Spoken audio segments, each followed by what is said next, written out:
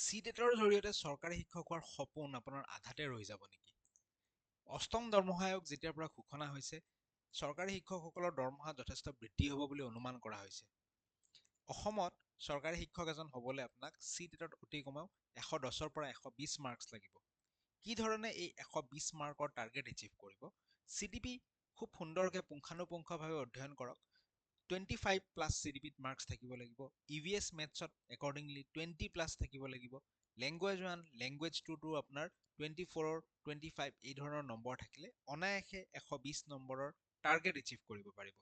যিসকলে 130 পাব বিচাৰে, চিডিপিৰ মাৰ্ক 21লৈ বৃদ্ধি কৰক MCQ প্ৰেক্টিছৰ জৰিয়তে। মেথছ আৰু ইভিএছৰ মাৰ্ক 25 প্লাছ কৰি তোলক। চাব 130 মাৰ্কৰ টাৰ্গেট আপোনালোকৰ এচিভ হৈছে। লাৰ্ণিং কিউবৰ এপ ভিজিট কৰিব পাৰে। তাত LP পেপাৰ 1ৰ সম্পূৰ্ণ কোৰ্চ এটা আছে।